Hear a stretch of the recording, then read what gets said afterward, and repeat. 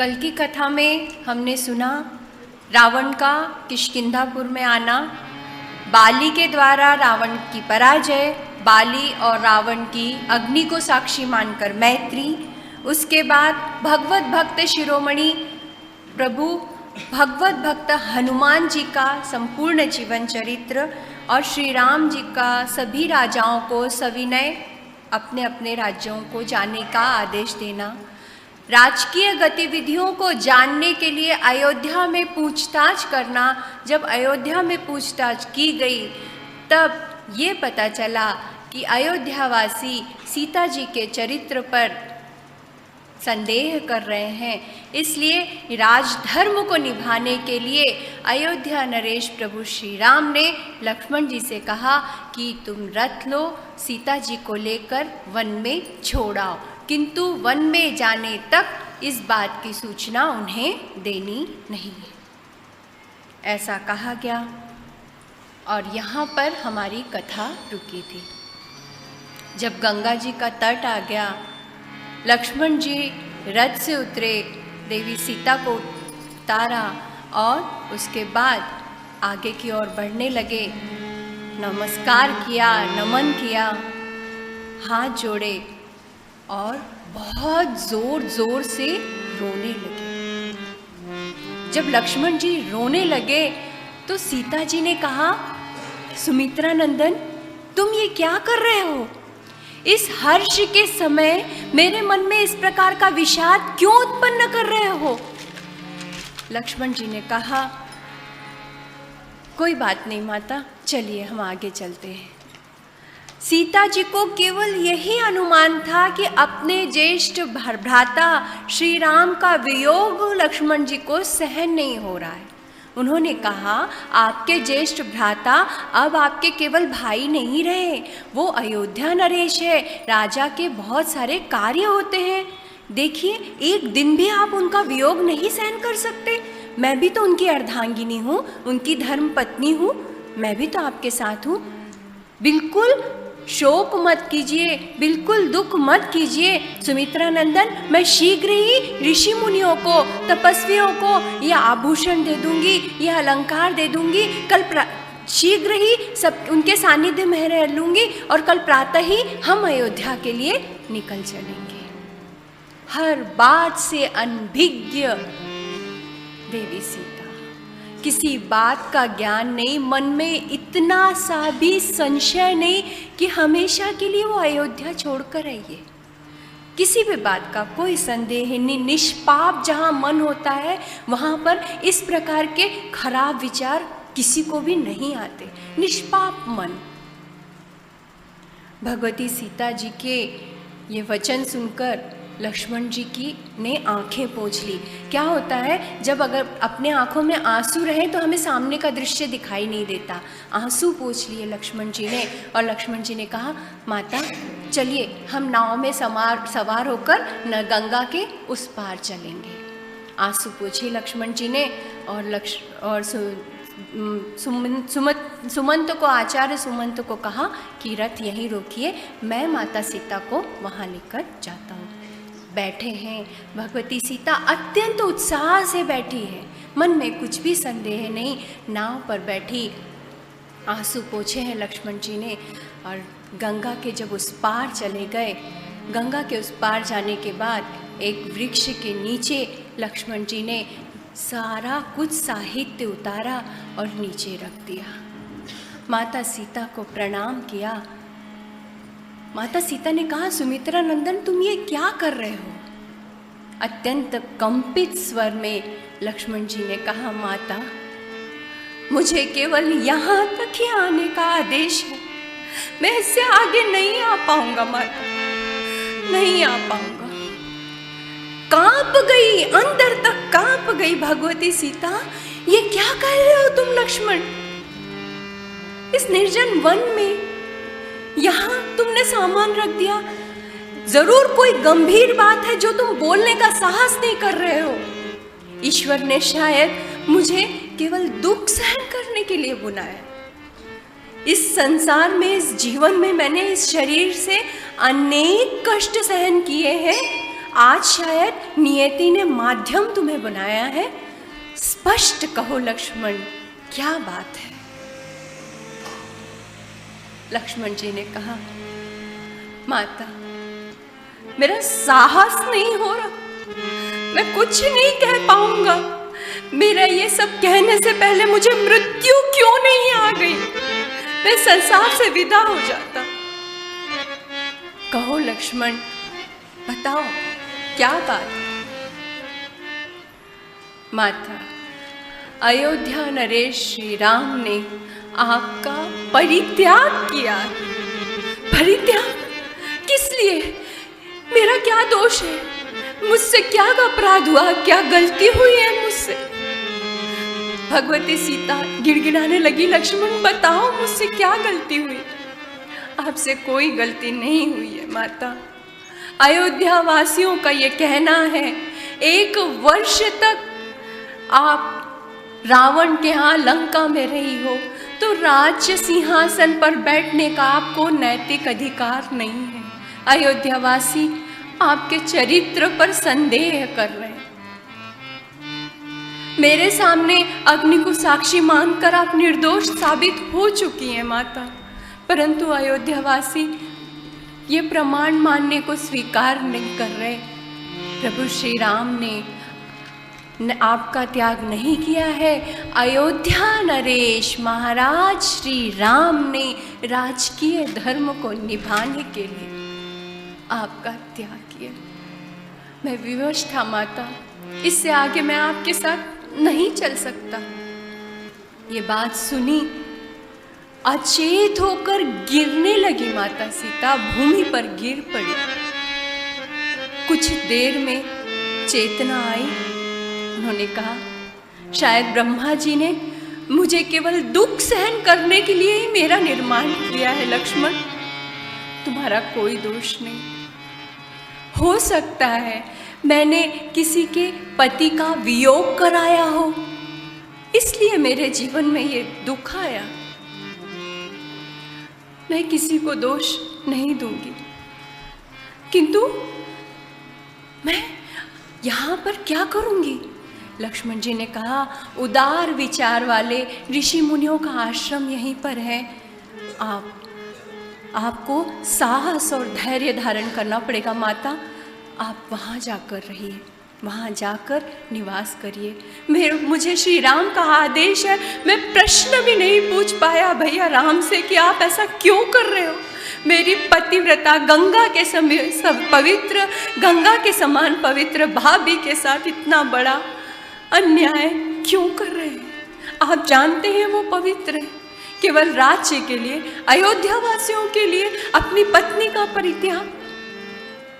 सीता जी ने कहा, लक्ष्मण तुम जो कह रहे हो बिल्कुल ठीक है, लेकिन यहाँ के तपस्वी ऋषि मुनि मुझसे पूछेंगे कि तुम्हारा अयोध्या नरेश श्री राम ने त्याग किस अपराध से किया है।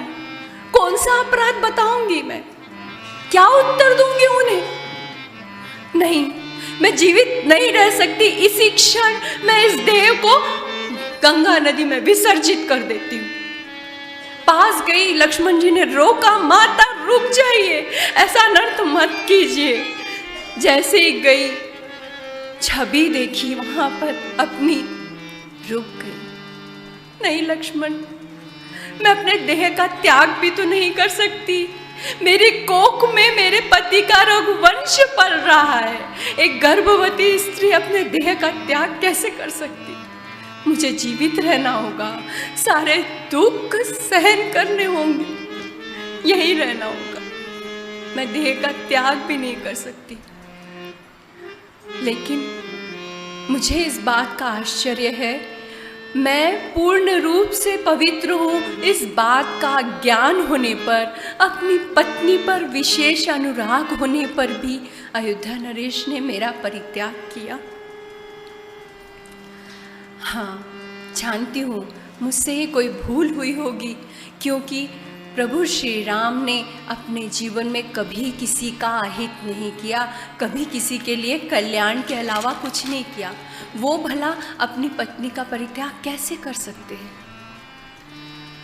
अवश्य कुछ ना कुछ ऐसे मेरे यहाँ तो भूल हुई होगी। हम कर सकते हैं? हम निष्पाप हैं, निरपराध हैं, हमारे यहाँ तो कोई भूल नहीं हुई और हमारा पति हमें कुछ अपशब्द भी कह दे तो हमसे सहन नहीं होता। मैंने ये गलती नहीं की, आप मुझे क्यों कह रहे हैं? आज इतनी बड़ी परीक्षा है माता सीता की, और सीता जी कह रही हैं कि अयोध्या नरेश श्री राम ने अपने जीवन में किसी का हित नहीं किया, किसी के बारे में दुखदाई सोचा भी नहीं। उन्होंने कहा, मेरा अयोध्या नरेश श्री राम के चरणों में प्रणाम कहना, मेरी सासुओं को प्रणाम कहना और ये संदेश कहना कि सीता शुद्ध चरित्र की है, सदैव आपके हित में तत्पर रहती है, आप परम धर्मज्ञ और सर्वज्ञ है। हे वीर शिरोमणि, अपयश के भय से राजधर्म को निभाने के लिए आपने मेरा त्याग किया है। मेरे कारण जो अपवाद फैला है उसे दूर करना मेरा भी कर्तव्य है। किंतु मैं आपसे विनती करती हूँ, किसी भी प्रकार का दुर्व्यवहार अयोध्या वासियों से मत करना। अपने मन में किसी भी प्रकार का द्वेष भाव मत रखना। मैं आपकी अर्धांगिनी हूँ, आपके किसी कार्य को निभाने का परम कर्तव्य मेरा भी है, क्योंकि पति ही पत्नी का सर्वस्व होता है। तो आपके इस कार्य में मैं अवश्य आपका साथ दूंगी। जाओ लक्ष्मण, निश्चिंत होकर जाओ, मेरे मन में किसी के प्रति कोई भी बैर नहीं, तुम जाओ। लक्ष्मण जी रोने लगे, धरती पर माता सीता के चरणों में गिर पड़े, नमस्कार किया, माता की परिक्रमा की। धन्य है माँ। मन नहीं हो रहा था, पैर बोझिल हो गए, किंतु जाना था। बैठे, नाव पर सवार हुए, जाने लगे। जितने दूर तक गंगा नदी का प्रवाह था, उतने दूर तक लक्ष्मण जी केवल माता सीता को मुड़ मुड़ कर देख। इतना उद्विग्न अवस्था, क्या होगा? इस निर्जन वन में मैं अपनी माँ समान भाभी को छोड़कर जा रहा हूँ। कोई भी नहीं है वहाँ, एक किसी के सामने छोड़ना नहीं। श्री राम ने कहा था कि जब तुम उन्हें छोड़ोगे तब वहाँ कोई ना रहे, किसी के सामने उनका परित्याग नहीं करना, ये कारण किसी को मालूम नहीं होना चाहिए। निर्जन वन में मैं छोड़ रहा हूँ। देखते रहे माता सीता पूरे देर तक लक्ष्मण जी के नाव को निहारती रही। जब लक्ष्मण जी चले गए, आंखों से ओझल हो गए, उद्विग्न हो चुकी। कोई रक्षक नहीं दिख रहा, कोई मेरा सहायक नहीं दिख रहा। दुख की भार से चिंता मग्न होकर सीता जी जोर से चीखी है, रोई है। क्या करूंगी? कैसी अवस्था है मेरी? कैसे पालन पोषण करूंगी अपने कोख के बच्चों का? मैं अकेली रहती तो जी लेती, ये बच्चों के लिए कैसे रहूं? क्या करूंगी? इस चिंता मग्न अवस्था में माता जोर से चीखी। सारा वन, इस वहाँ का वातावरण पूरा बदल गया। पक्षी चिवचिवाहट करने लगे, किलबिलाहट करने लगे, सारे प्राणी इधर से उधर भागने लगे, सारा वातावरण बदल गया। और माता सीता रोती रही और मूर्छित होकर भूमि पर धड़ाम से गिर पड़ी। कुछ होश नहीं। अनायास उसी समय महर्षि वाल्मीकि के छोटे छोटे शिष्य समिधा और फूल एकत्रित करने के लिए वन में आए हुए थे। वन का वो परिवर्तन उन लोगों ने देखा। अचानक ऐसा क्या हुआ? दुख हो, किसी निरपराध के ऊपर कोई अपराध हो तो उसका अनुमान पक्षी भी लगा लेते हैं, पक्षियों को भी ज्ञान हो जाता है। ये अचानक परिवर्तन कैसे हुआ? वो बालक ढूंढने लगे कि ऐसा क्या हुआ कुछ क्षणों में कि सारा वन का वातावरण परिवर्तित हो गया। ढूंढने लगे और देखा उन्होंने एक खूब रूपवान स्त्री मूर्छित होकर पड़ी है। दौड़ कर आए हैं वो महर्षि वाल्मीकि के पास। गुरुदेव गुरुदेव, हमारे आश्रम के समीप एक स्वर्ग से अप्सरा गिरी है, मूर्छित पड़ी है। भगवती सीता का अनुपम सौंदर्य देखकर उन्होंने अनुमान लगाया कि ये हो ना हो स्वर्ग की अप्सरा है, क्योंकि स्वर्ग की अप्सराओं की कथाएं उन्होंने सुनी थी। उन्होंने कहा, गुरुदेव वहाँ पर स्वर्ग की अप्सरा पड़ी है, मूर्छित अवस्था में, असहाय है, दीनहीन दिख रही है, धूल धूसरित है। गुरुदेव घबराए, कुछ चिंतित हुए।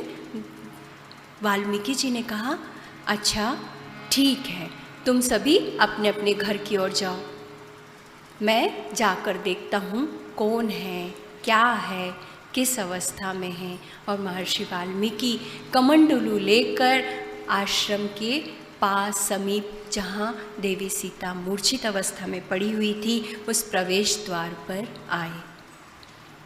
कष्ट ही प्रेरक शक्ति है। जो मनुष्य अपनी क्षमता का परीक्षण कर अपने विकास का मार्ग तय करता है, वही इस जीवन में, इस संसार में सम्मानित होता है और वही स्थिर होता है और वही जीवन में आगे बढ़ सकता है। एक सुंदर भजन के साथ आगे की कथा में क्या हुआ, हम इस और आगे बढ़ेंगे। ईश्वर से यही शक्ति मांगनी है। देखिए, ईश्वर ने हमें बताया है कि मनुष्य जीवन में आने के बाद यातना सहन करनी पड़ती है। ईश्वर ने मनुष्य रूप में अवतार लिया और सारी यातनाएं सहन की है, अनेकों कष्ट सहन किए। हम कुछ भी सहन नहीं करते, हमसे कितने गुना ज़्यादा ईश्वर ने कष्ट सहन किए। और ये निर्देश दिया है कि मानव योनि में तुम आए हो तो इस सुख दुख का ये भवसागर तुम्हें पार करना है, तो यातना सहन करके ही तुम आगे का जीवन तय करो। कुछ दूर जाने पर महर्षि वाल्मीकि को भगवती सीता दिखाई दी। देखकर उन्होंने पहचान लिया, क्योंकि ज्ञान योग से, तप योग से उन्हें दिव्य दृष्टि प्राप्त थी। असंख्य प्रश्न चिन्ह उनके मन में उभर कर आए। इस अवस्था में भगवती सीता कैसे? कुछ क्षण स्थिर रहे महर्षि वाल्मीकि, अपने नेत्र बंद किए और अपने प्रज्ञा चक्षु से उन्होंने अपनी ये सभी सारी बातें जान ली। नेत्र खोले, कमंडलू से निकाला जल और भगवती सीता पर छिड़का। पुत्री नेत्र खोलो, पुत्री नेत्र खोलो।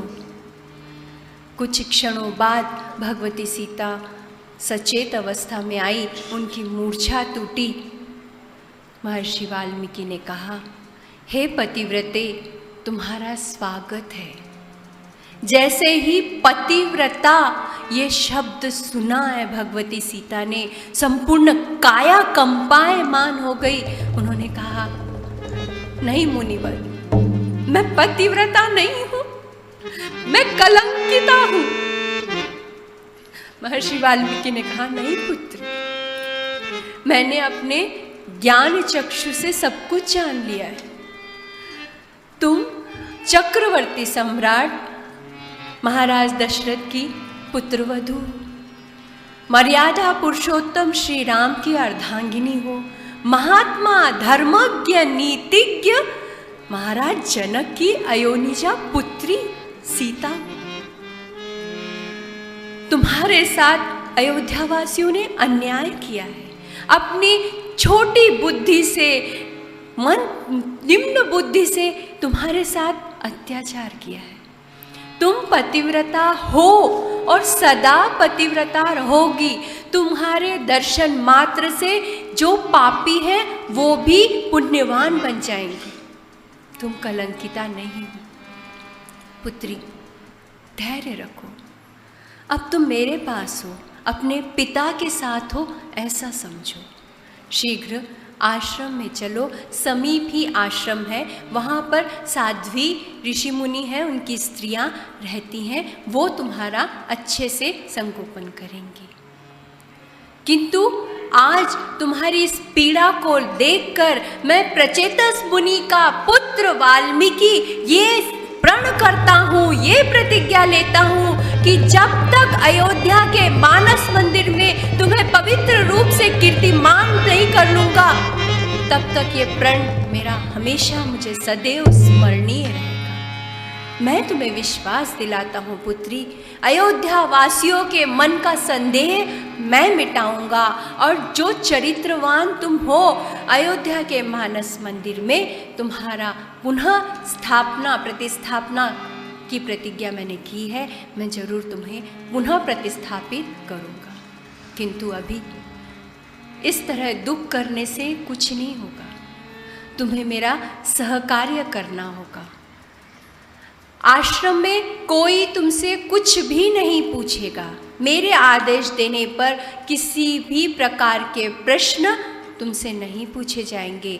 आज से तुम वन देवी के नाम से पुकारी जाओगी।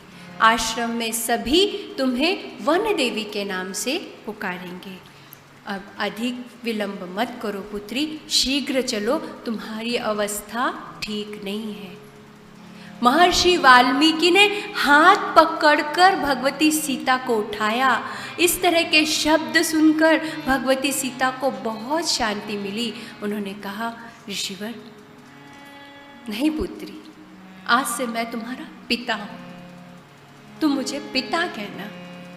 हाँ पिताश्री, मैं आपके साथ चलती हूँ।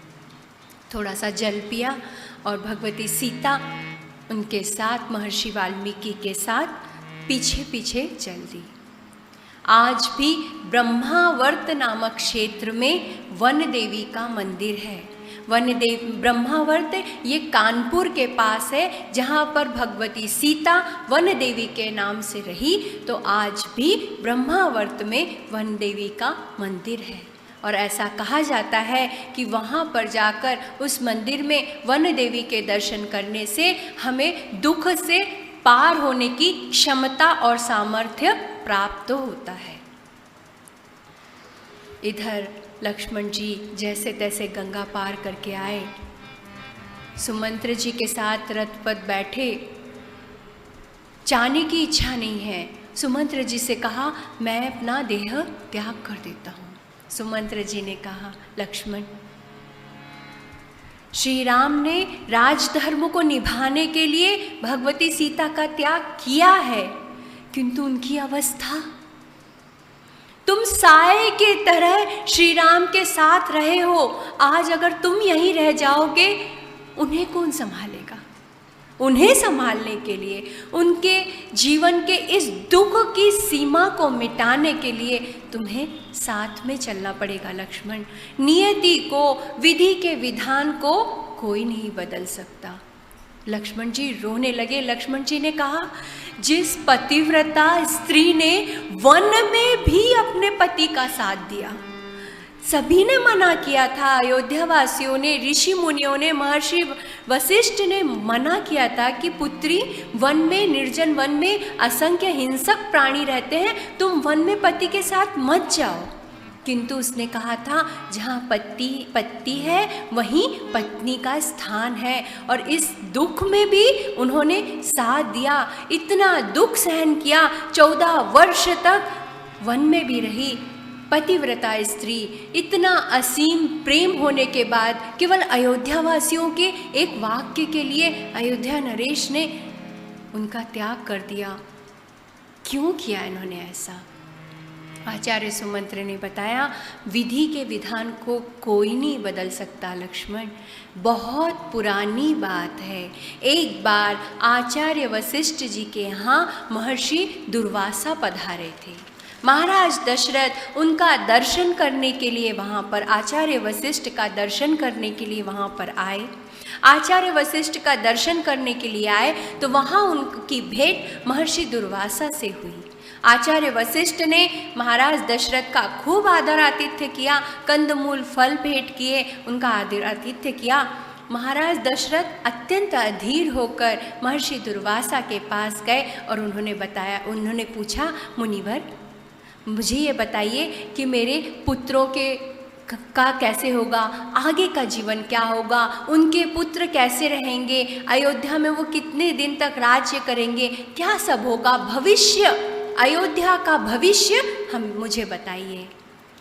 मुनिवर दुर्वासा ने कहा, देवासुर संग्राम के समय जब देव और दैत्यों का युद्ध हुआ था, तब दैत्यों ने भृगु पत्नी, ऋषिवर भृगु की पत्नी का संरक्षण लिया, उनका आश्रय लिया, और भृगु पत्नी ने दैत्यों को आश्रय दे दिया। नारायण को बहुत क्रोध आया, उन्होंने चक्र से भृगु पत्नी का धड़ मस्तक से अलग कर दिया। जब मुनिवर भृगु को ये बात ज्ञात हुई, उसी समय उन्होंने नारायण को ये शाप दे दिया, आपने मेरा पत्नी वियोग किया है, आपको मानव रूप में जन्म लेना पड़ेगा और बहुत दिनों तक अपने पत्नी का वियोग सहना पड़ेगा। ये शाप दिया। बाद में उन्हें बहुत पश्चाताप हुआ भृगु ऋषि को, और उन्होंने तप और साधना की। नारायण ने कहा, मुनिवर, मैं आपका जो शाप है वो शिरोधार्य करता हूँ और आपको असंख्य वरदान देता हूँ। जो केवल सहन कर सकता है, कोई अपराध ना होने पर भी शाप को शिरोधार्य कर सकता है, वो है भगवान। कोई गलती ना होने पर भी सब कुछ सहन करने की ताकत जिसमें है, वो व्यक्तित्व देवत्व को प्राप्त करता है। सहन करना, कोई अपराध ना होने पर भी शाप को ईश्वर भी शिरोधार्य करते थे ऋषि मुनियों के, क्योंकि वो ऋषि मुनियों को बहुत ज़्यादा अपना अनुयायी मानते थे। भगवान नारायण ने कहा, मैं शाप शिरोधार्य करता हूँ। उसके बाद महाराज दशरथ जब उद्विग्न हुए, ऋषिवर दुर्वासा ने कहा कि इस बाद में वियोग तो सहना पड़ेगा, और जो श्री राम है वो साधारण नहीं है, वो भगवान नारायण है जो मनुष्य रूप में अवतार लेकर आए हैं। दशरथ जी को ऋषि दुर्वासा ने कहा कि श्री राम साक्षात नारायण है, दीर्घ काल तक वो शासन करेंगे और उनके अनुयायी बहुत सुखी धन धान्य संपन्न होंगे। 11,000 वर्ष तक प्रभु श्री राम राज्य करेंगे और अंत में वैकुंठ को जाएंगे। ये महाराज दशरथ ने कहा। उसके बाद उन्होंने कहा, आगे अश्वमेध यज्ञ भी होगा, राजवंशों की स्थापना होगी और सभी बहुत अच्छा है, किंतु उन्हें अपनी पत्नी का वियोग सहन करना पड़ेगा। राजवंशों की स्थापना होगी, सब कुछ अच्छे से होगा अयोध्या में। जब महाराज दशरथ को ये सब बताया तो आचार्य सुमंत्र ने कहा, लक्ष्मण राजकुमार लक्ष्मण, मैं उनके साथ था, मैंने ये सब कुछ अपने कानों से सुना है। मुनिवर के कथन कभी असत्य नहीं हो सकते, विधि के विधान को कोई नहीं बदल सकता, इसीलिए आज ये दुखद क्षण उनके जीवन में आया है। भगवान नारायण ने शाप शिरोधार्य किया था, इसलिए उन्हें ये वियोग सहन करना पड़ रहा है। लक्ष्मण जी ने कहा, ठीक है, अभी शीघ्र अतिशीघ्र भैया राम के पास हमें जाना चाहिए। और वैसे ही गए। जाते साथ लक्ष्मण जी श्री राम के चरणों में गिर पड़े। अत्यंत उद्विग्न अवस्था प्रभु श्री राम की थी। नेत्र अश्रु बहते बहते सूख गए थे। आंसू कितने दिन बहेंगे, सूख गए सारे आंसू। और लक्ष्मण जी ने चरणों में नतमस्तक हुए। लक्ष्मण जी ने कहा, अयोध्या नरेश, आज पहली बार लक्ष्मण जी ने ये कहा है, अयोध्या नरेश महाराज श्री राम, आपकी आज्ञा शिरोधार्य करके मैं माता सीता को निर्जन वन में छोड़कर आया हूँ। आपके वचन का मैंने पालन किया है। श्री राम ने कहा, लक्ष्मण, तुम में मेरे प्राण बसते हैं। तुमने मेरी आज्ञा शिरोधार्य कर मुझे बहुत समाधान पहुंचाया है। आगे की गतिविधियां हमें देखनी है। लक्ष्मण जी ने कहा, माता सीता का संदेश है। माता सीता का यह संदेश है कि मुझे परित्याग करके प्रभु श्री राम ने कुछ भी गलत नहीं किया, मेरा अहित नहीं किया। मैं उनकी अर्धांगिनी हूँ, राजकीय धर्म को निभाने के लिए मैं भी उनका साथ दूंगी। मेरा प्रभु श्री राम के चरणों में प्रणाम कहना और सासुओं के चरणों में प्रणाम कहना और उनसे कहना कि अयोध्या वासियों से किसी भी प्रकार का द्वेष ना करें, अयोध्या वासियों के प्रति किसी भी प्रकार का दुख व्यक्त करके उनके साथ किसी भी प्रकार का दुर्व्यवहार ना करें। बहुत संभाला है लक्ष्मण जी ने और उन्होंने कहा, भैया आपके कथन अनुसार निर्जन वन में वाल्मीकि आश्रम के समीप आपके कथन के अनुसार, आपके आदेश के अनुसार मैं भगवती सीता को छोड़कर आया हूँ। नदी में गिरने से कभी भी किसी की मौत नहीं होती। मौत तब होती है जब उसे तैरना नहीं आता। केवल नदी में हम गिर जाएं तो हमारी मृत्यु नहीं हो सकती, अगर हम तैरना जाने तो हमारी मृत्यु नहीं हो सकती। ठीक उसी प्रकार परिस्थितियों से कभी भी हमारी समस्याओं का समाधान तब होगा जब हम उसे करने के लिए तत्पर होंगे। किसी भी समस्या का समाधान तब होता है जब हम परिस्थितियों का सामना करने के लिए तत्पर हों। इसलिए जीवन में सुख आए दुख आए सदा मुस्कुराते रहिए। हमेशा हमारी समस्याओं का समाधान हमें कहीं ना कहीं मिल जाएगा। हमेशा मुस्कुराकर ईश्वर पर विश्वास रखेंगे तो हमें हमारी सभी समस्याओं का समाधान मिल जाएगा। ये सारी घटनाएं हमें ये संदेश देती है कि ईश्वर को भी कितना दुख सहन करना पड़ा। हमें छोटा सा भी दुख आए तो हम दुखी हो जाते हैं, उद्विग्न हो जाते हैं, विचलित हो जाते हैं, अस्थिर हो जाते हैं। ईश्वर को भी जब मनुष्य रूप में जन्म लेने पर दुख सहन करना पड़ता है तो हम तो साधारण मानव हैं। लक्ष्मण जी प्रभु श्री राम को देवी सीता का संदेश सुना रहे हैं। लक्ष्मण जी के ये कहते ही भगवान श्री राम का हृदय द्रवित हो गया, रोने लगे, आंसू पोंछ लिए। उनके मन में एक बहुत बड़ा विषाद था, मन में ये दुख था कि कहीं सीता मुझे गलत ना समझे, मैंने ये जो कुछ किया है उसके बारे में उसके मन में कोई संदेह ना हो। जब देवी सीता भगवती सीता का ये संदेश सुना, प्रभु श्री राम थोड़े से उनका दुख जो है थोड़ा हल्का हुआ। उन्होंने कहा, लक्ष्मण पिछले 4 दिनों से मैंने अयोध्या वासियों के किसी भी समस्या का समाधान नहीं किया है। राजसभा में मैं गया नहीं हूँ, राजकीय कार्यों को मैंने निभाया नहीं है। यही बात मुझे बहुत ज़्यादा दुखी कर रही है। अब तुम शीघ्र आचार्य, पुरोहित, मंत्री, देव सभी जो है विचारक जो है सभी को राजसभा में बुलाओ और शीघ्र ही राजसभा का आयोजन करो। हमें आगे की राजकीय गतिविधियों को सुनना है, समझना है, क्योंकि राजा नृग की कथा मुझे बहुत बड़ा संदेश अभी भी बता रही है। लक्ष्मण जी ने पूछा, ये राजा नृग कौन थे? प्रभु श्री राम ने बताया कि वो ब्राह्मण भक्त, सत्यवादी, आचार विचार में पवित्र थे, दानी थे, तपस्वी थे महाराज नृग। एक बार उन्होंने क्या किया, 1 करोड़ गायें देने का संकल्प लिया। जब 1 करोड़ गायें देने का जब उन्होंने संकल्प लिया और वो संकल्प लेकर गाय दान कर रहे थे, अनायास एक गरीब ब्राह्मण की गाय उनकी 1 करोड़ गायों में सम्मिलित हो गई और उनका भी महाराज नृग ने दान कर दिया। अब वो गरीब ब्राह्मण की गाय थी, उस गाय के द्वारा उसका जीवन यापन चलता था।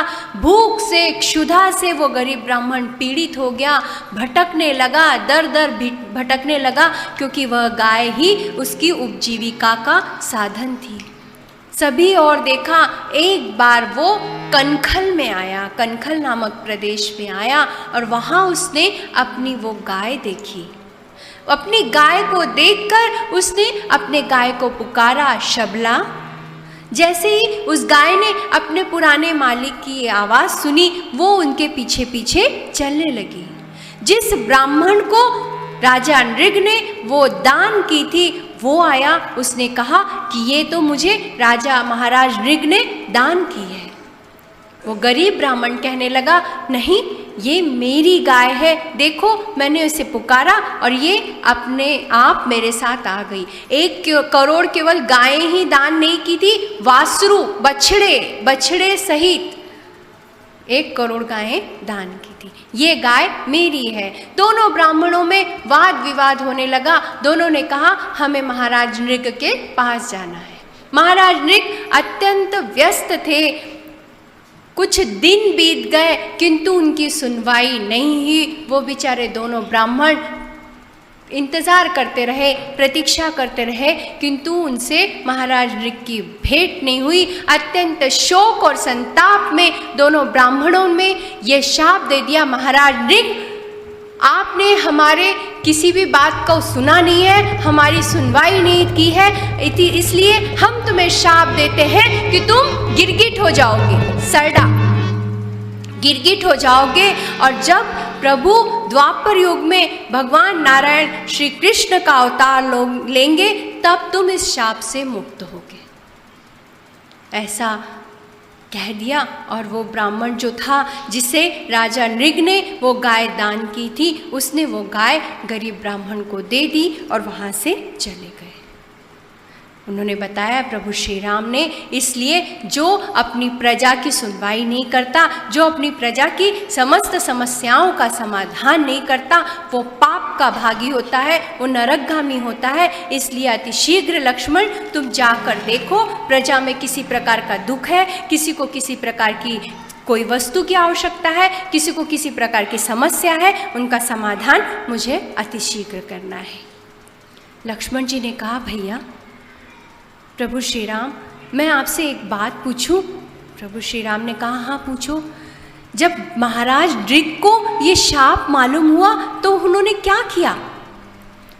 प्रभु श्री राम ने कहा कि जब महाराज नृग को ये श्राप मालूम हुआ तो उन्होंने अपने सभी मंत्री, नागरिक और पुरोहितों को बुलाया और अपने पुत्र वसु का राज्याभिषेक किया। और उन्होंने बताया कि हमारे कर्म ही हमारे आगे का जीवन निर्धारित करते हैं, हो ना हो, अनायास ही हो, लेकिन तू मुझसे अनजाने में ही हुआ, अपराध तो हुआ है। इसलिए सेवकों को बुलाओ और एक विशिष्ट गड्ढा इस प्रकार का तैयार करो ताकि चारों ऋतुओं में मैं आराम से रह सकूं। और उन्होंने अपने पुत्र वसु को बुलाया और उनसे कहा कि तुम्हें धर्मपरायण रहना है, किसी का भी रोष नहीं करना है, किसी का भी द्वेष नहीं करना है। उन्होंने ईश्वर का नाम लिया, पुत्र का राज्याभिषेक किया, जो शाप था वो शिरोधार्य किया और वो भगवान नारायण का द्वापर युग में भगवान कृष्ण के रूप में अवतार लेने की प्रतीक्षा करने के लिए वहाँ पर चले गए। किस रूप में? सरडा गिरगिट का रूप लेकर वहाँ से चले गए। लक्ष्मण जी ने कहा, भैया राज्य का कार्यभार इतना नाजुक होता है, इतनी सावधानी से राज्य के कार्यभार संभालने पड़ते हैं, इस बात का अनुभव मुझे अभी हुआ। राज्य का कार्यकलाप प्रारंभ हुआ। प्रभु श्री राम अत्यंत शांति से सभी की समस्याएं सुनते थे, सभी समस्याओं को सुनते थे, उनका निराकरण करते थे। लक्ष्मण जी को महामंत्री आचार्य सुमंत्र जी ने समझाया था कि लक्ष्मण, राजकुमार लक्ष्मण, एक बात याद रखना कि रात्रि में भी कभी भी प्रभु श्री राम को अकेला मत छोड़ना, क्योंकि उन्हें राज्य के कार्यभार संभालना है। रघुकुल के वो राजवंशी हैं, राजा हैं। रघुकुल के सभी राजाओं ने अब सभी प्रजा के लिए, अयोध्या वासियों के लिए अपने प्राणों का भी बलिदान किया है। इसलिए वो द्विग्न ना हो, विचलित ना हो, अधीर ना हो। इसलिए साए की तरह तुम्हें उनके साथ रहना है। रात्रि के समय भी उनके साथ रहो, उनके मन में तनिक भी भगवती सीता की याद ना आए। सीता जी को कभी वो भूले नहीं थे, किंतु गतिविधियों में, कार्य में वो अगर संलग्न रहेंगे तो उनका जो दुख है वो केवल तुम ही थोड़ा कम कर सकते हो। सारे राज्य के कार्यकलाप संभालते थे और लक्ष्मण जी संध्या होते ही खाना भी, भोजन भी करना है तो भैया राम के साथ, बैठना भी है तो भैया राम के साथ, पूरी तरह से जैसे एक धर्म पत्नी अपने पति का साथ देती है उसी तरह लक्ष्मण जी श्री राम के साथ। शाम का समय होता था, संध्या के समय जब वो थोड़े से भी उद्विग्न होते थे, लक्ष्मण जी कहते थे, भैया आपको तो बहुत सारी कहानियाँ मालूम है, बहुत बड़े बड़े राजाओं के बारे में आपको ज्ञान है, कुछ कथाएं मुझे भी बताएं, मुझे भी सुनने की बहुत जिज्ञासा है। प्रभु श्री राम ने कहा, लक्ष्मण तुम तो एक छोटे से बालक की तरह हट कर रहे हो। लक्ष्मण जी ने कहा, नहीं भैया, मुझे भी ऐसा लगता है कि राजकीय गतिविधियाँ इतनी कठिन होती हैं, तो किसी और राजा की कोई प्रेरणादायक कोई कथा हो तो मुझे अवश्य बताओ। श्री राम ने कहा, एक बहुत ही रोचक कथा है महाराज निमि की। महाराज निमि इक्ष्वाकु वंश के राजा हुए। उन्होंने एक सुंदर वैजयंती नामक देवपुरी जैसी नगरी बसाई। नगरी का निर्माण किया, महान यज्ञ उन्हें करना था, इसलिए अत्रि, अंगिरा और तपोनिधि भृगु ऋषि को उन्होंने आमंत्रित किया। आचार्य वशिष्ठ से उन्होंने कहा कि आप इस यज्ञ के पुरोहित बनिए। जैसे ही महाराज निमि ने ये कहा आचार्य वशिष्ठ से कि आप इस यज्ञ के पुरोहित बनिए, आचार्य वशिष्ठ ने कहा, देवराज इंद्र एक बहुत बड़े यज्ञ का अनुष्ठान कर रहे हैं, उन्होंने मुझे पहले ही आमंत्रण दे दिया है, इसलिए तुम ये जो यज्ञ है ये कुछ दिनों बाद करो। महाराज निमि को रुकने का नहीं था, उन्हें ऐसा लग रहा था कि नहीं, शीघ्र अतिशीघ्र जो शुभ कार्य है वो अतिशीघ्र हो जाए। आचार्य वशिष्ठ ने ये कहा और आचार्य वशिष्ठ कहाँ चले गए, जहाँ पर देवराज इंद्र यज्ञ कर रहे थे। महर्षि गौतम को राजा निमि ने बुलाया और यज्ञ प्रारंभ किया। यज्ञ का समापन महर्षि गौतम ऋषि ने किया। जब यज्ञ का अनुष्ठान समाप्त हो गया उस समय आचार्य वशिष्ठ आए। आचार्य वशिष्ठ ने देखा कि महर्षि गौतम ऋषि के द्वारा महाराज निमि ने यज्ञ का अनुष्ठान किया है और उसका समापन कर दिया है, तो अतिशीघ्र वो महाराज निमि को मिलने के लिए गए। महाराज निमि कार्य से, यज्ञ की थकान से सोए हुए थे, वो नहीं मिले। आचार्य वशिष्ठ को बहुत क्रोध आया। उन्होंने कहा, महाराज निमि आप मुझसे मिल नहीं रहे हो, मेरी आज्ञा का पालन नहीं किया, आप कुछ दिन रुके नहीं, यज्ञ का अनुष्ठान दूसरे से कर लिया, मैं तुम्हें शाप देता हूँ कि तुम चेतना रहित हो जाओगे, तुम में कोई चेतना नहीं रहेगी। जब महाराज निमि थकान से उठे, उन्हें ये शाप ज्ञात हुआ, तो महाराज निमि भी बहुत तपस्वी थे। उन्होंने आचार्य वशिष्ठ को शाप दे दिया कि मैंने कोई गलत कार्य नहीं किया, शुभ कार्य करना था, सारी कार्यविधियों की सामग्री एकत्र हो गई थी, सब कुछ हो गया था। उसके बाद मैंने आपसे विनय करने पर भी आप नहीं रुके, मैं थकान के कारण सोया हुआ था, आपने मुझे निरपराध होने पर शाप दे दिया, मैं आपको शाप देता हूँ कि आप भी चेतना रहित हो जाएंगे। आचार्य वशिष्ठ को महाराज निमि ने शाप दे दिया और उसी समय आचार्य वशिष्ठ का शरीर भी चेतना रहित हो गया। उस चेतना रहित शरीर के साथ आचार्य वशिष्ठ कहाँ गए हैं? ब्रह्मदेव के पास। ब्रह्मदेव से याचना की। ब्रह्मदेव ने मित्र और वरुण के तेज से पूर्ण कुंभ से 2 महातेजस्वी ऋषियों को उत्पन्न किया। पहले ऋषि थे महर्षि अगस्त्य और दूसरे ऋषि थे महर्षि वशिष्ठ। पुनः ब्रह्मदेव ने उनका पूर्ण कुंभ से उत्पन्न किया उन्हें।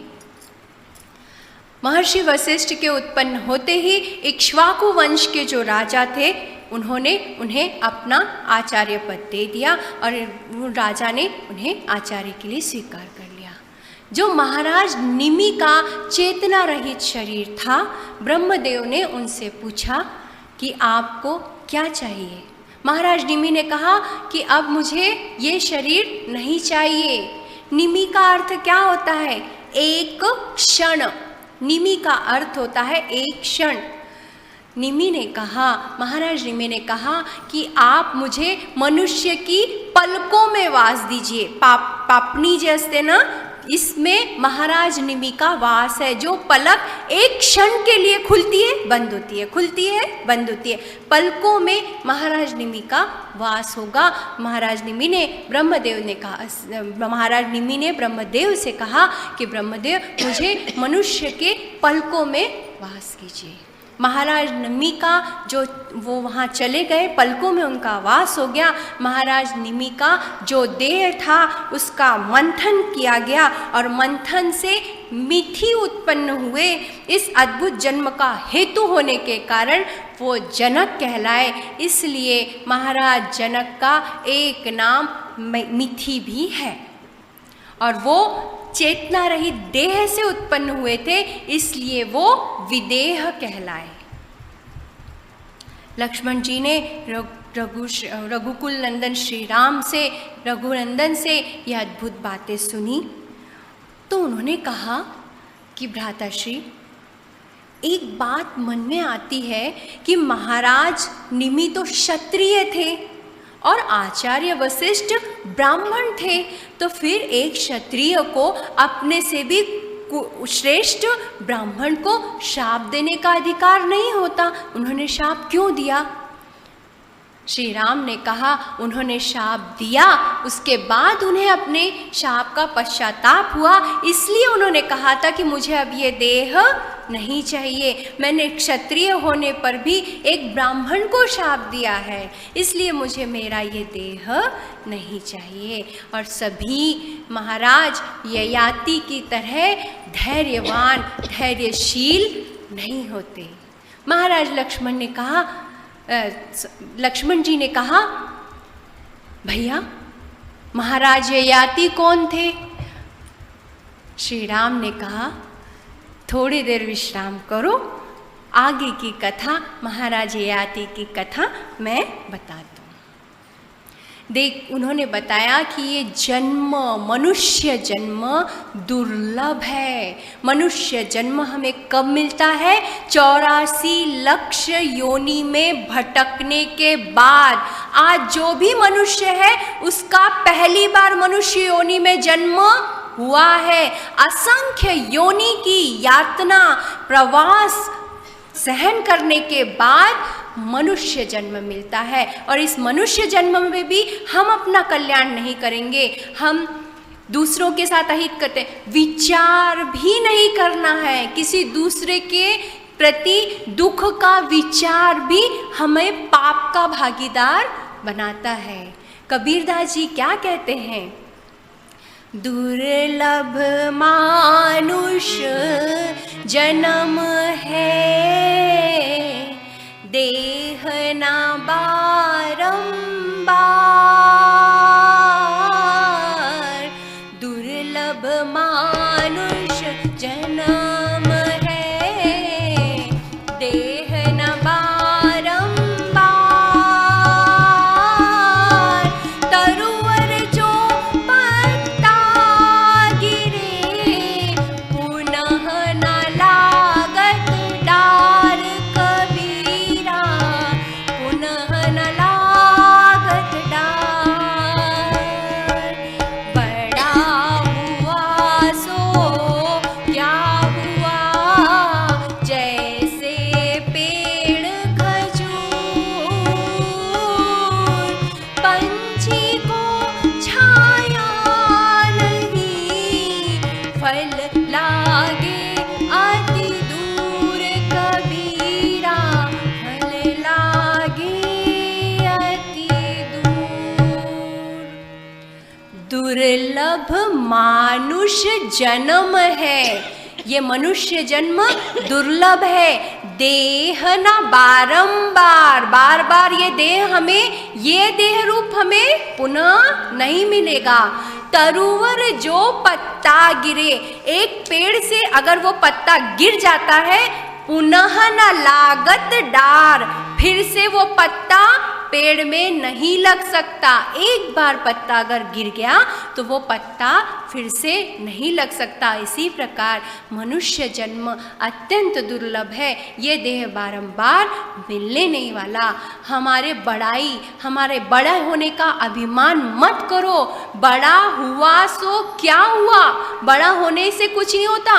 खजूर का पेड़ इतना बड़ा होता है, इतना ऊंचा होता है कि उसका कोई फल नहीं मिलता। क्या होता है, इतना ऊंचा होने के कारण कोई फल भी नहीं मिल सकता, और दूर होने के कारण किसी पंथी को, किसी राहगीर को उस वृक्ष की छाया भी प्राप्त नहीं होती। इसलिए बड़ा होना बहुत बड़ी बात नहीं, किंतु ये देह से हम किसी के काम आ सकें, इस देह से हम किसी की सेवा कर सकें, इस देह से हम ईश्वर का नाम स्मरण कर सकें, इस देह का हम कल्याण कर सकें, यही केवल सोचना है। पाप हमारी सोच से होता है, शरीर से नहीं। हमेशा इस बात को ध्यान रखिए कि पाप है वो हमारी सोच से होता है, शरीर से नहीं। गंगा का जल हमारे शरीर को पवित्र कर सकता है, हमारी सोच को नहीं। अगर हमें अपना मन पवित्र करना है, अपने सोच को पवित्र करना है, तो उसके लिए ईश्वर का नाम स्मरण ही सर्वश्रेष्ठ उपाय है। उससे अच्छा उपाय और कुछ भी नहीं है। गंगा के जल से हम खूब डुबकियां लगाते हैं, सब बहुत कुंभ में, अर्ध कुंभ में जाके डुबकियां लगाएंगे तो हमारा ये शरीर पवित्र होगा। मन और हमारे सोच को हम पवित्र नहीं कर सकते। तभी पवित्र होगा जब हम ईश्वर का नाम स्मरण करें। प्रभु श्री राम से लक्ष्मण जी ने कहा कि ये महाराज ययाति कौन थे? प्रभु श्री राम ने कहा, महाराज ययाति बहुत शूरवीर, धर्मज्ञ, नीतिज्ञ राजा थे। दैत्य गुरु शुक्राचार्य की पुत्री देवयानी के साथ उनका विवाह हुआ था। देवयानी के प्रेरणा पर दैत्य गुरु शुक्राचार्य ने उन्हें शाप दे दिया था कि तुम वृद्धत्व को प्राप्त कर लोगे। महाराज ययाति ने वो शाप शिरोधार्य किया, किंतु उन्हें बहुत दुख था, मैंने अपने जीवन में कुछ भी भोग नहीं भोगा है। इसलिए उन्होंने अपने पुत्र को बुलाया और अपने पुत्र से कहा कि तुम इस शाप को धारण करो। इस युवावस्था में ही मैंने ये शाप धारण कर लिया है। इसलिए उन्होंने अपने पुत्र को बुलाया और उन्होंने अपने पुत्र को वो शाप शिरोधार्य करने को कहा। कुछ दिनों तक वो युवावस्था को उन्होंने भोगा। उसके बाद उन्हें ये बात ज्ञात हुई कि केवल भोग और वासना अग्नि के समान होती है। जिस प्रकार अग्नि में हम घी डालते हैं, घी डालने पर वो और ज़्यादा प्रज्वलित होती है, उसी प्रकार इस जीवन में भोग और वासना है। जितनी ही हम उसके समीप जाएंगे, जितने हम संसार के अंदर घुसते चले जाएंगे, उतने हम फंसते चले जाएंगे। संसार में रहना है, जीना है, सारे कर्तव्यों का पालन करना है, इसमें फंसना नहीं है। तुम्हाला वाटत असेल की मी फक्त उपदेश देता, असं नाही। आत्मसात केल्याशिवाय मी इथे आपल्या वाणीमध्ये शक्ति आणू शकत नहीं। जब तक हम वो आत्मसात नहीं कर सकते, गृहस्थ आश्रम में रहकर अपनी सारी कर्तव्यों की पूर्ति करनी है, सभी कर्तव्य पालन करना है। पिता की भूमिका निभा रहे हैं तो पिता की आदर्श भूमिका, पुत्र की भूमिका निभा रहे हैं तो आदर्श पुत्र की भूमिका, पत्नी की भूमिका, माता की भूमिका, गृहिणी की भूमिका, नानी की भूमिका, दादी की भूमिका, सारी भूमिकाएं हमें अपने कर्तव्य का पालन करते हुए निभाना है। किंतु इसमें घुसते नहीं चले जाना है। आता हे झालं माझं, आता नातूचं तोंड, नातवाचं तोंड पाहू दे रे बाबा, असं नाही। देवाला फक्त एवढी प्रार्थना करायची आहे की जोपर्यंत मला वरचा बुलावा येत नाही तोपर्यंत मला माझं शरीर सक्षम राहू दे, माझ्या हातापायाने मी काम करू शकणार एवढी शक्ती मला दे, आणि शेवटच्या क्षणी मला तुझा नाव माझ्या मुखावर आलं पाहिजे तेवढं सामर्थ्य मला पाहिजे। नाही तर लोक म्हणतात की माझे नातवाचं लग्न झालं, पंतू पाहू दे, जंतू पाहू दे, अजून काही काही पाहू दे. तर ते पाहू द्यायसाठी तुम्ही मागू नका. देवाला आयुष्य मागायचं नसते. कधी पण लक्षात ठेवा, आयुष्य आपण कोणाला मागतो? जेव्हा नमस्कार करायला जातो आणि कोणी म्हणते आयुष्यमान हो, सदा सुखी राहा, ते आयुष्य आपल्याला मिळून जाते. पण देवाजवळ जाऊन आयुष्य मागायचं नाही, कारण देवानी जन्म झाल्याबरोबर आपलं आयुष्य आपल्या इथे लिहून ठेवलेला है, डोक्यावर, मस्तकावर. यहाँ पर अपना आयुष्य उसी दिन हो गया जिस दिन हमने इस पृथ्वी पर जन्म लिया है. हमारी मृत्यु कहाँ, किस स्थान पर, किस अवस्था में, कैसे होगी, किस नगर में होगी, किस प्रकार से हमारी मृत्यु होगी, वो मृत्यु की रेखाएं हमारे मस्तक पर उसी दिन लिख ली जाती है जिस दिन हम इस पृथ्वी पर जन्म लेते हैं. भगवान के पास जाकर हम बोलेंगे कि भगवान मुझे आयुष्य दे. भगवान कहेंगे बेटा तू कल मरने वाला, आज तू मुझसे आयुष्य मांगेगा तो मैं नहीं दे सकता. भगवान से वही मांगना है जो भगवान दे सकते हैं. भगवान के पास जाके हम बोलेंगे कि कार चाहिए, मिल जाएगी. जब तक हम काम नहीं करेंगे, पैसा नहीं कमाएंगे, कार यहाँ खरीदेंगे नहीं, तो मिल जाएगी कार? नहीं मिलेगी. भगवान से केवल इतना मानना है की मुझे कार खरीदने की सामर्थ्य देव. वाटेल तसं काहीच मागू नका देवाला. देव देऊ शकत नाही. देवाला वाटते की देवा हे का मागत आहे. माणसं काय मागतात? कुछ भी. मैं 1 किलो पेड़ा चढ़ाऊंगा, मैं इतने सारे नारियल चढ़ाऊंगा, मैं 21 दिन तक आपकी प्रदक्षिणा करूंगा. भगवान किसी चीज़ का भूखा नहीं है. भगवान केवल अपनी भक्ति का भूखा है. भगवान कहते हैं कि तुमको इस संसार में मैं लाते साथ तुम भूल गए कि मैं तुम्हारा जन्मदाता हूँ. माता पिता निमित्त मात्र है, जन्मदाता परम पिता परमात्मा है. जगत पिता जगत माता भगवान महादेव, जगत माता पार्वती, जगत जननी, ये हमारे असली माता पिता हैं. हम भूल जाते हैं. भूलना नहीं है. यहाँ 9 दिन तक कथा चल रही है, तब तक हमें याद रहेगा. उसके बाद हम लग जाएंगे अपने काम में, हम भूल जाएंगे. ऐसा मत करिए. हमेशा इस बात को ध्यान में रखिए कि मनुष्य जन्म बार बार नहीं मिलता. हमारे सभी कर्तव्यों का पालन करते समय, गृहस्थ आश्रम में रहते समय हमें ये बात ध्यान में रखना है कि हमें कल भी मृत्यु आ सकती है, अभी भी मृत्यु आ सकती है. तो इसलिए हमारे हाथों किसी का कोई अनर्थ ना हो, अनिष्ट ना हो, पाप ना हो. प्रभु श्री राम ने बताया कि महाराज ययाति ने शाप शिरोधार्य किया, भोगा.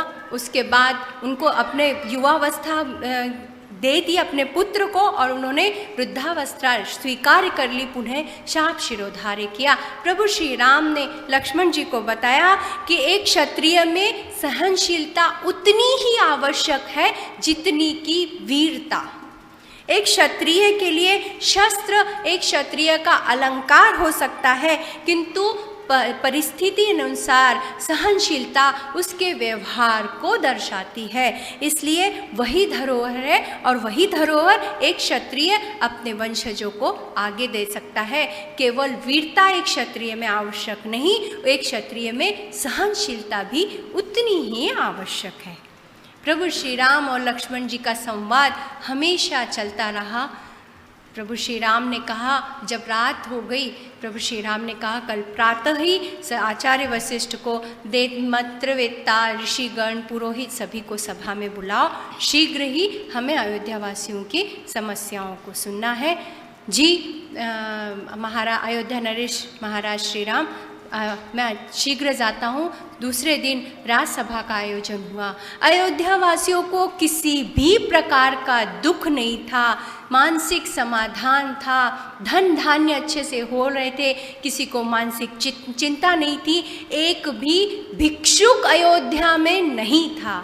सभी धन संपन्न, अपने सुखी थे, समाधानी थे. किसी को भी दुहाई लगाने की राजसभा में जाने की आवश्यकता नहीं थी. इतना सुंदर था. प्रभु श्री राम से लक्ष्मण जी ने कहा कि मैंने जाकर देखा है, कोई भी भिक्षुक या कोई भी सहायता मांगने के लिए नहीं है. प्रभु श्री राम ने कहा एक बार पुनः जाकर देखो. कोई भी होगा तो उसे लेकर आओ, हमें अति शीघ्र राजसभा में लाकर उनकी समस्याओं का समाधान करना है। जैसे ही लक्ष्मण जी बाहर आए, उन्होंने देखा एक कुत्ता श्वान राजसभा के बाहर खड़ा हुआ है, खड़ा है। जैसे ही लक्ष्मण जी को देखा, उस श्वान ने भौंकना शुरू किया। लक्ष्मण जी ने आकर प्रभु श्री राम से कहा, अयोध्या नरेश, द्वार के बाहर एक श्वान खड़ा है, एक कुत्ता खड़ा है। प्रभु श्री राम ने कहा, उसे राजसभा में लेकर आओ। उस समय सारे जीव मनुष्यवाणी में बोलते थे। हमने अयोध्या की घटनाओं में भी देखा, पक्षीराज गरुड़ जो थे, संपाति, जटायु जी मनुष्यवाणी में बोलते थे, जामवंत जी मनुष्यवाणी में बोलते थे, समस्त वानर मनुष्यवाणी में बोलते थे। तो श्वान के पास गए और लक्ष्मण जी ने कहा कि प्रभु श्री राम ने अंदर बुलाया है। उस श्वान ने कहा, सर्वभूत शरण्याय, केवल प्रभु श्री राम ही हैं जो सभी को शरण दे सकते हैं, और वो ही अत्यंत कल्याणकारी हितकारी है। एक वही राजा है जो एक श्वान को भी राजसभा में बुला सकते हैं। उन्होंने कहा कि मनुष्यों के यहाँ, ब्राह्मणों के यहाँ सूर्य देवता, अग्नि देवता, वरुण देवता, जल देवता, इंद्र देवता का वास होता है। तो ये जो श्वान है, ये अधम योनि का प्राणी है। इसे किसी मनुष्य की इच्छा के विरुद्ध किसी के घर में प्रवेश करने को भी नहीं मिलता। किंतु मैं बहुत ज़्यादा नसीबवान हूँ कि एक श्वान जैसी अधम योनि में जन्म लेने पर भी प्रभु श्री राम ने अपने राजसभा में मुझे बुलाया है। प्रभु श्री राम का संदेश सुनकर लक्ष्मण जी उस श्वान को लेकर, उस कुत्ते को, कुकुर को लेकर राजसभा में आए। उन्होंने देखा, श्री राम ने देखा, उस श्वान का जो मस्तक था फटा था, रक्त बह रहा था। प्रभु ने कहा उस श्वान से, निर्भय होकर कहो तुम्हें किस बात की पीड़ा है। प्रभु श्री राम से उस श्वान ने कहा कि हे प्रभु, सर्वार्थ सिद्ध नाम का एक भिक्षुक है, मैं एक ब्राह्मण के घर में रहता था, वहाँ से मार्ग में वो सर्वार्थ सिद्ध नाम के भिक्षु ने मुझ पर प्रहार किया और मेरे इस मस्तक को घायल कर दिया। प्रभु श्री राम ने तुरंत अपने सेवकों को कहा कि जाओ और सर्वार्थ सिद्ध भिक्षुक को राजसभा में लेकर आओ। जब वो राजसभा में उसे लेकर आए, उससे कहा गया कि तुमने इस श्वान को पीड़ा पहुंचाई है। प्रभु श्री राम से उस भिक्षुक ने कहा, प्रभु हाँ, मैं अपने इस अपराध को स्वीकार करता हूँ। मैं तपस्वी हूँ, साधना में लीन रहता हूँ, तप करता हूँ, साधना करता हूँ।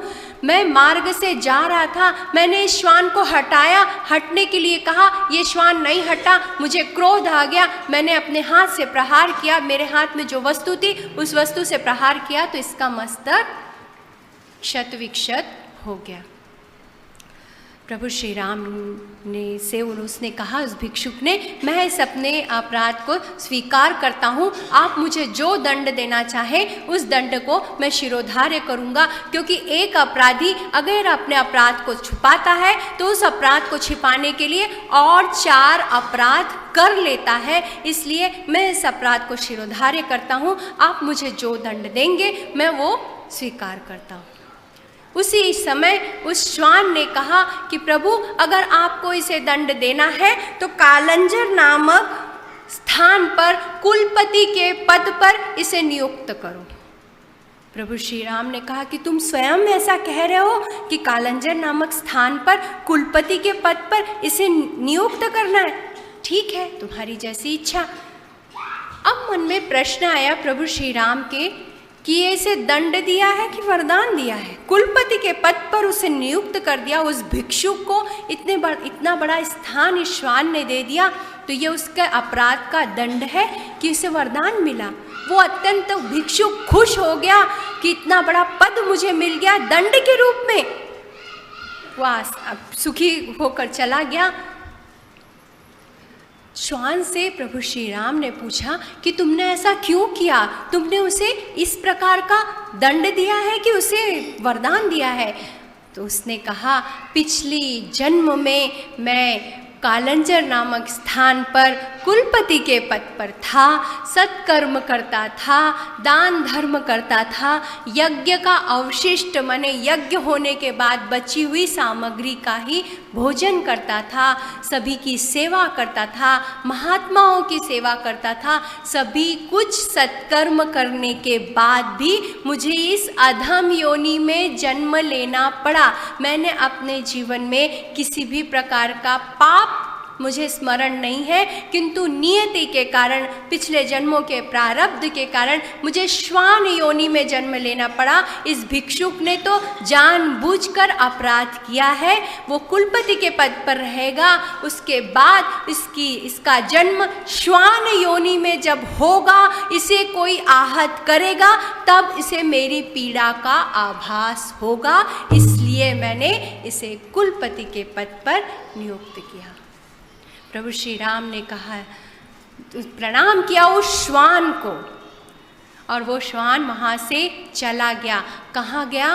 काशी गया है वो काशी, उसने काशी जाकर अपना जल और भोजन का त्याग किया और काशी में जाकर अपने प्राणों का त्याग किया है। जल और भोजन का त्याग करने के बाद कुछ दिनों तक वो वैसा ही रहा और वहाँ पर उसने अपना देह त्याग किया है। ऐसा कहा जाता है कि अगर हमारी मृत्यु काशी में होती है तो हमें कैलाश पद की प्राप्ति होती है, क्योंकि भगवान महादेव साक्षात रूप में माता जगदम्बा पार्वती के रूप में वहाँ पर विराजमान रहते हैं।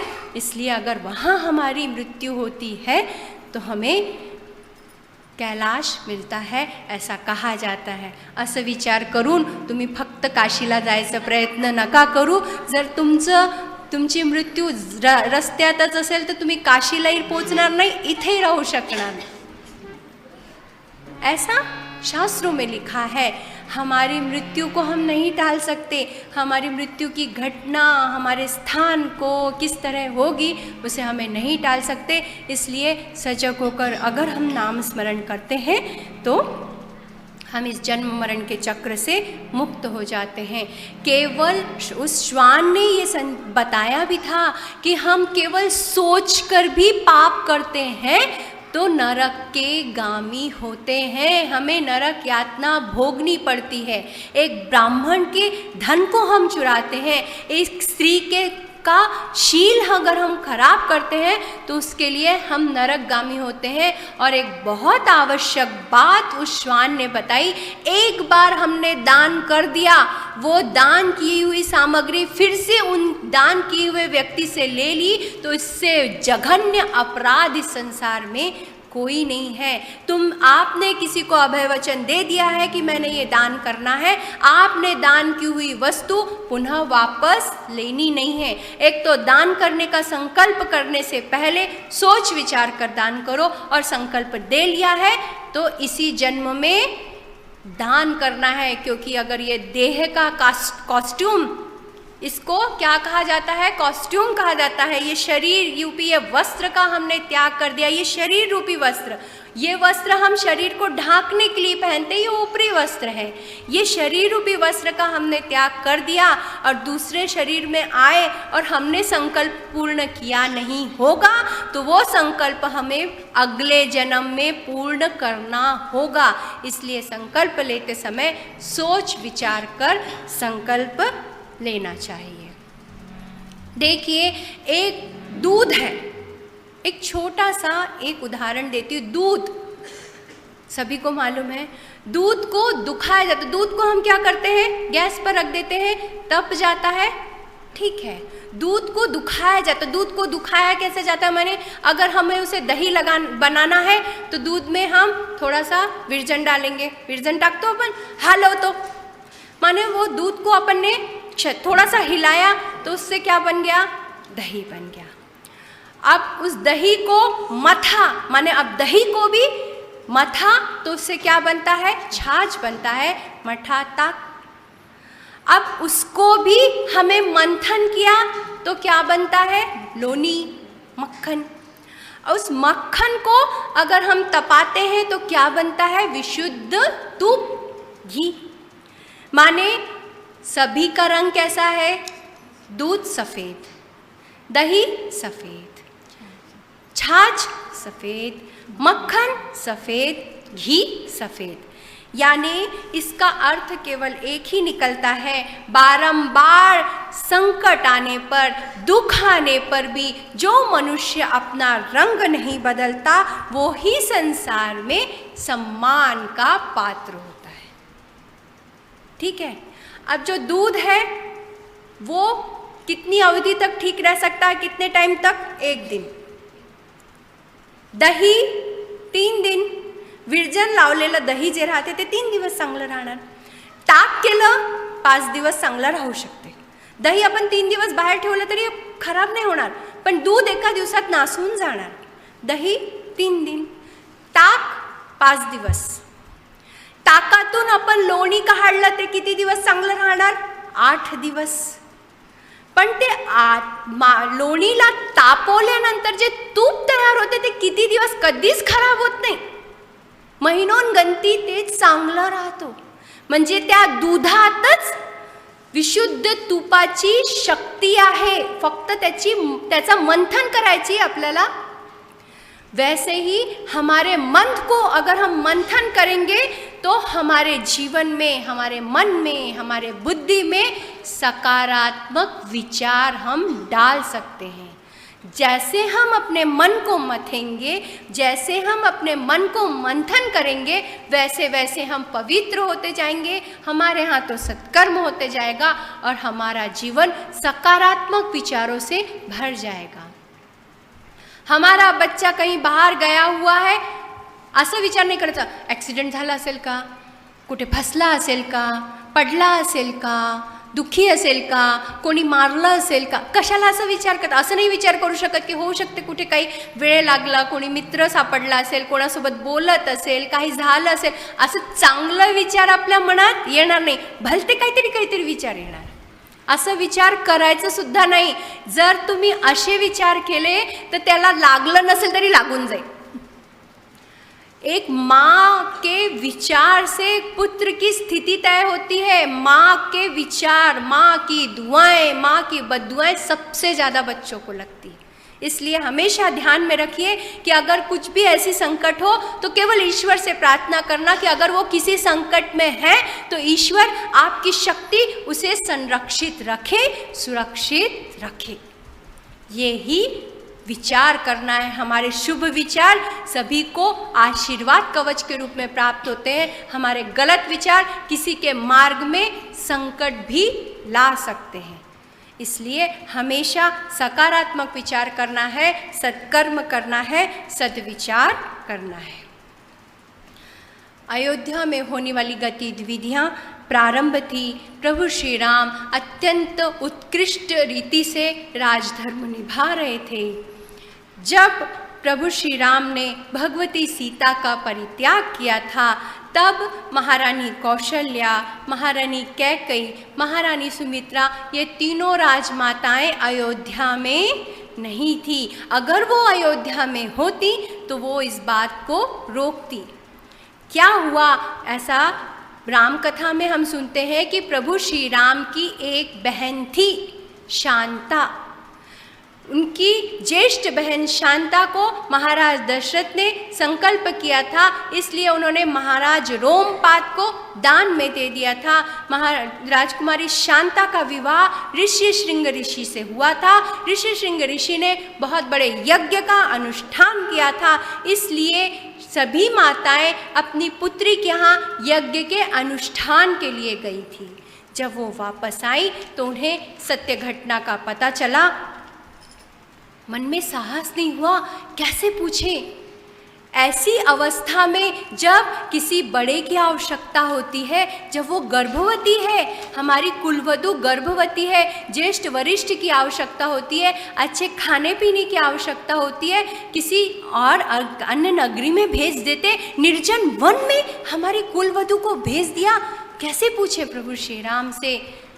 जैसे ही प्रभु श्री राम को ज्ञात हुआ कि सभी राजमाताएं आ गई हैं, प्रभु श्री राम मिले, सबको प्रणाम किया, आदर सत्कार किया। महारानी कौशल्या ने पूछा, क्यों श्री राम, क्यों राम, क्यों किया ऐसा, क्यों किया? मेरी बहू के साथ इतना बड़ा अन्याय, किसी नगरी में भेज देते। अभी ज्येष्ठ वरिष्ठ की आवश्यकता है, अच्छे खाने पीने की आवश्यकता है, वो गर्भवती है। तुम्हें इस बात का ज्ञान होने पर भी क्यों किया तुमने मेरी वधू के साथ, मेरी बहू के साथ इतना बड़ा अन्याय? प्रभु श्री राम के नेत्रों में अश्रु आ गए और प्रभु श्री राम ने कहा, माता, राजधर्म को निभाने के लिए प्रजा के मन में किसी प्रकार का शासक के प्रति अगर कोई संदेह हो तो वो शासक अच्छे तरह से शासन नहीं कर सकता। इसलिए मैंने राजधर्म को निभाने के लिए आपकी कुलवधू का परित्याग किया है। प्रभु श्री राम ने सभी राजमाताओं को प्रणाम किया और वो निकल गए। महारानी कौशल्या भगवान नारायण की बहुत बड़ी उपासक थी। भगवान नारायण के पास वो गई, हाथ जोड़कर विनती करने लगी कि हे नारायण, आप ही मेरे सर्वस्व हैं, आप ही मेरे सर्वोपरि हैं, सर्वज्ञाता है, आप ही मेरी वधू की सहायता कीजिए। आप अपना दूत बनाकर किसी संरक्षक को, किसी सहायक को मेरी बहू के पास भेजिए और उसका संरक्षण कीजिए। प्रभु, आप सब कुछ जानते हैं, कुछ भी नहीं कर सकते। श्री राम ने राजधर्म को निभाने के लिए अपनी पत्नी का परित्याग किया है, तो हे प्रभु, आप ही अपना सहायक दूत भेजकर मेरे बहू की सुरक्षा कीजिए, उसे संरक्षित रखिए। उसे सुखी रहने की बहुत आवश्यकता है, अच्छे से उनकी उस अपनी सभी परिस्थितियों का वो सामना कर सके। भगवान नारायण को प्रणाम किया। महारानी कौशल्या ने नमस्कार किया और शयनागार में चली गई। आगे क्या हुआ, भगवती श्री राम और सीता जी के साथ आगे की क्या क्या घटनाएं हुई, इन सभी का श्रवण हम कल की कथा में करेंगे। देखिए, एक पतिव्रता स्त्री के लिए सहनशीलता सबसे आवश्यक होती है और मनुष्य रूप में, मानव रूप में जब भगवान जन्म लेते हैं तो उन्हें भी सभी प्रकार की यातनाएं सहन करनी पड़ती है। इसलिए भगवान से हमें केवल शक्ति और सामर्थ्य ही मांगना है।